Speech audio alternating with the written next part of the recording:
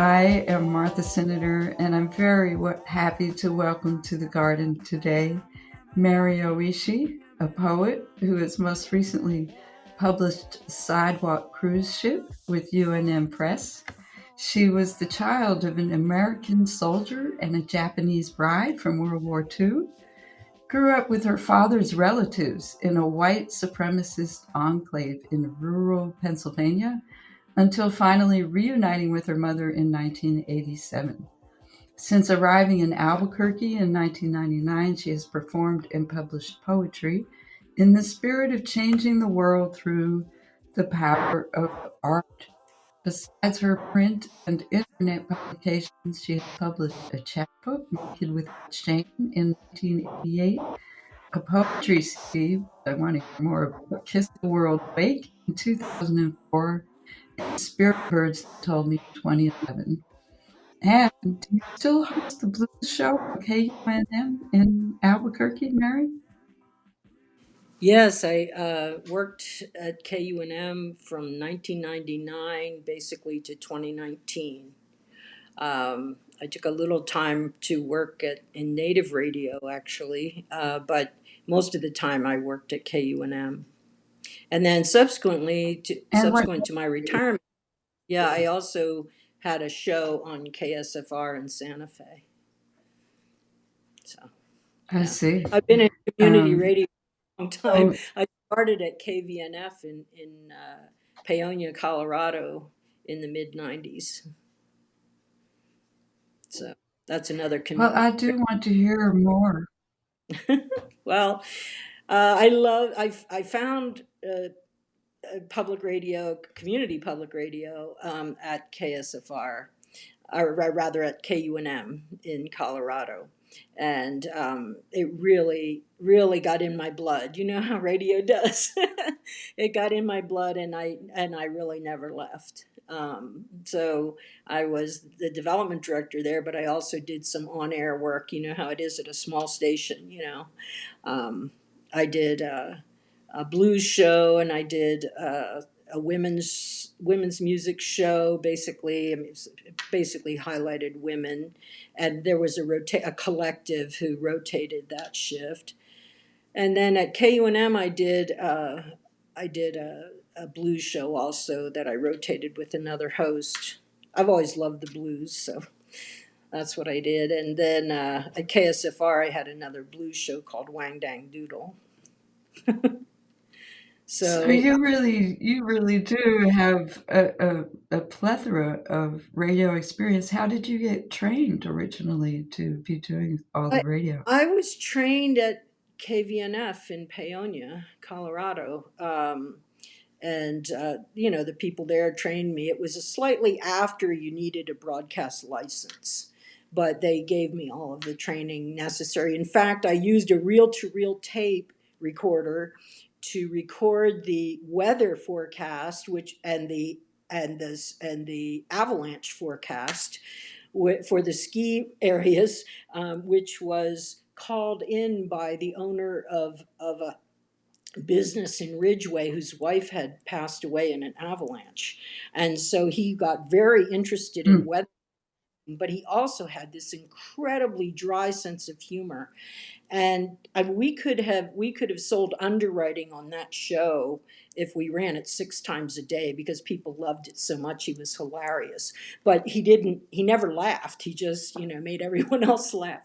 And I would have to put on a long cut and then rewind this. I think it was it Otari or something. It was some reel to reel. I would record on that and then have to rewind it and cue it up to play through the play on through the board. So that was, I was kind of baptized in fire in community radio, having to use the reel to reel and all of that. So I juggle all those recall things. those reel to reel days. I was using the reel to reel at WBAI back in the 1990s Yes. and still editing reel to reel. And I think, basically we were operating on donations from companies that were throwing away all their reel to reels, basically. And so I don't know, it's almost like cars in Cuba, right? You Yeah. just the stuff works, and we were using it, but I think, most of us have gone digital at this point, Right. but maybe not so, and maybe that's a good thing.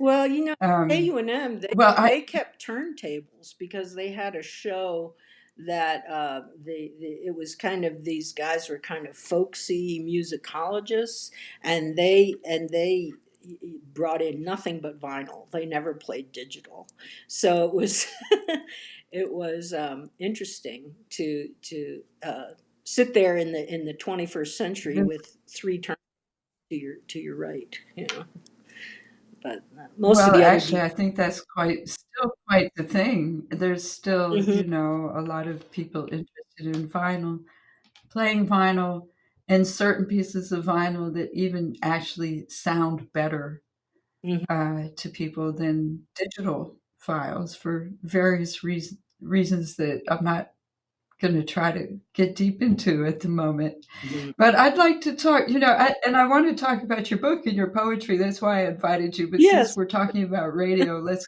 continue for a moment. Okay. First of all, I would like to thank Matthew Finch for introducing us to each other and being the impetus for making this interview happen, which he is the music director at UNM, University of New Mexico Radio. Yes. And he was telling me that they're in the middle of an exciting new project. They're trying to bring musicians back into the studio after the pandemic. And it strikes me that University of New Mexico has not gone the route then of many colleges that have just gone basically to NPR. They carry NPR. I mean, they're an NPR affiliate, but they still have a lot of community volunteers and a lot of involvement with college student interns as well.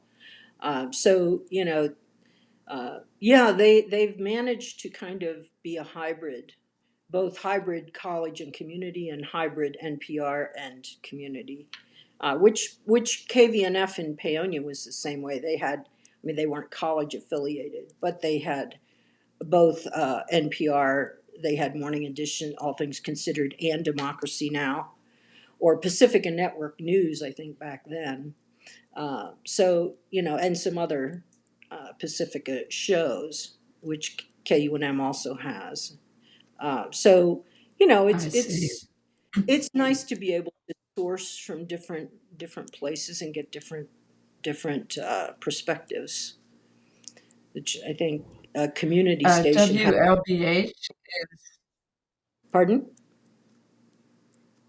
I'm sorry, our network connection is struggling a little bit here.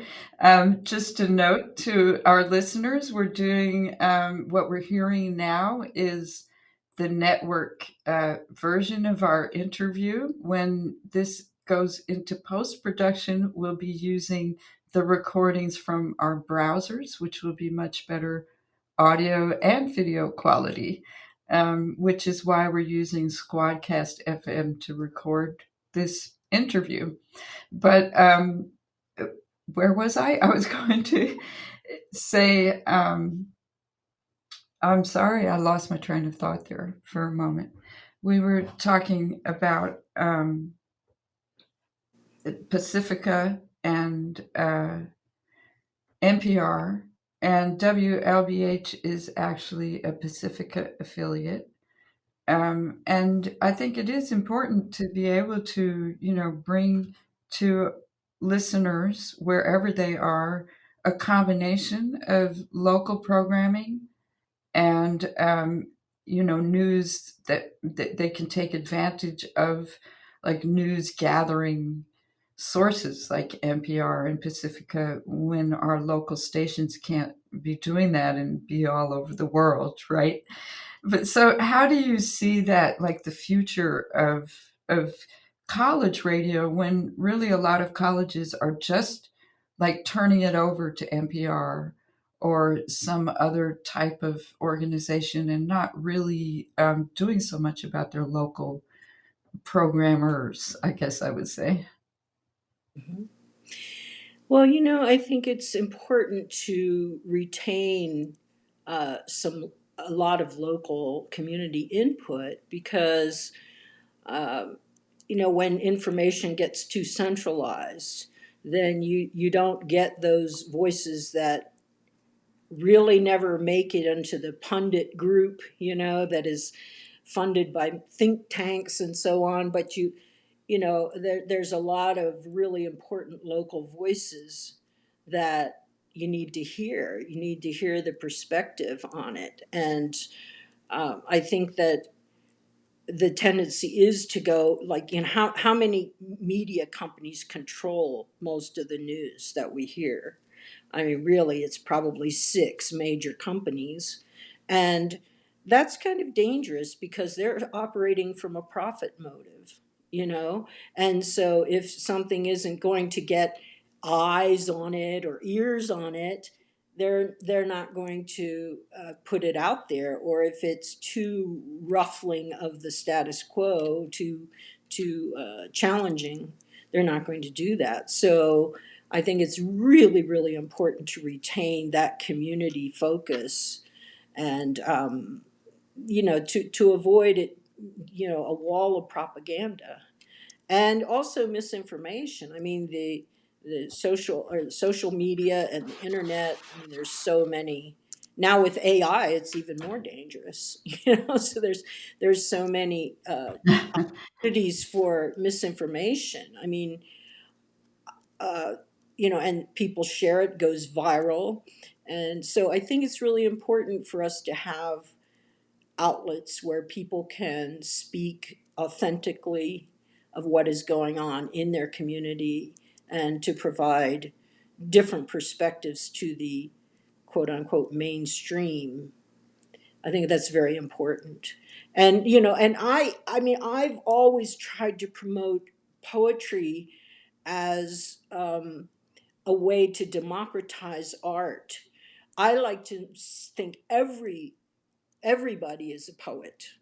And I think that for the most part, like in my mother's home country, Japan, when she was growing up, 97% of the population wrote poetry. If you were educated at all, you were expected to Hmm. write poetry.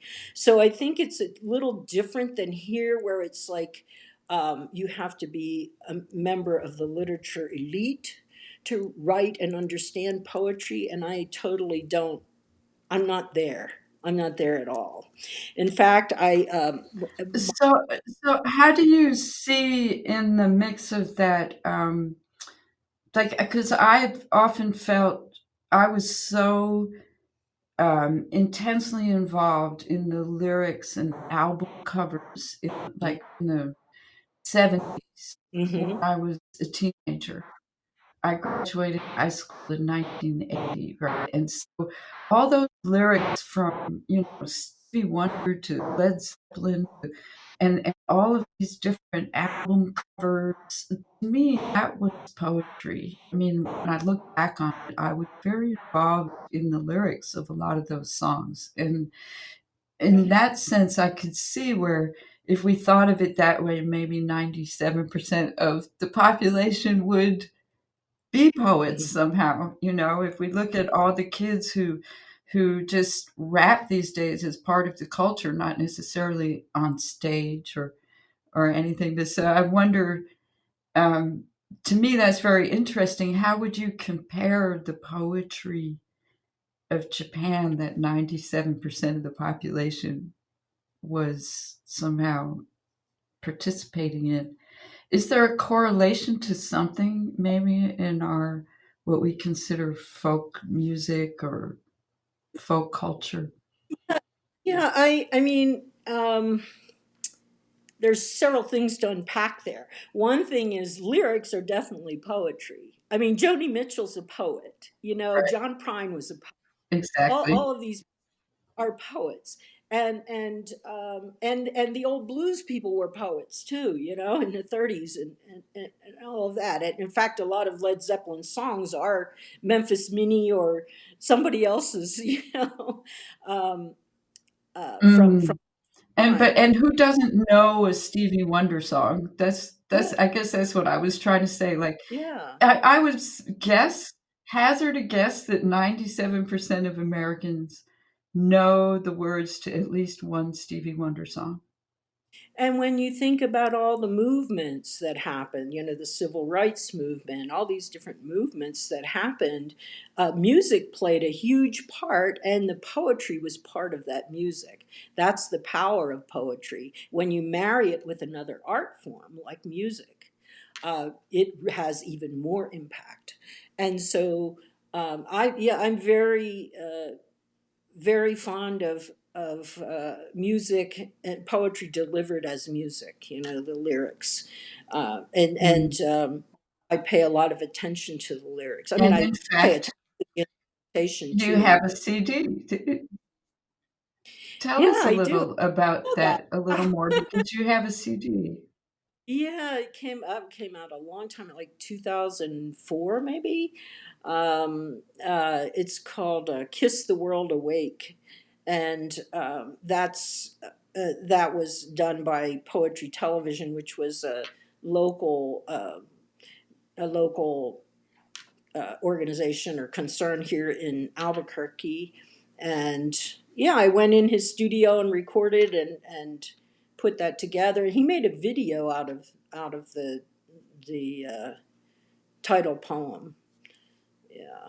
Um, which all of those poems, or most of those poems, are in my book Spirit Birds They Told Me, which came out in 2011. And I see. So it was the audio version of some of the yeah, same material. yeah, it came out before the book, but yeah, it was a yeah, that was a project that I was happy about at the time. Now, if I had it to do over, there were some I would eliminate, but of course, that's how it is. You know, as you grow and I develop guess your so, voice and right? We voice, don't yeah, get to edit once our it's out, actual it's out. lives. We can edit what Yeah, when you Let's talk about your most recent book.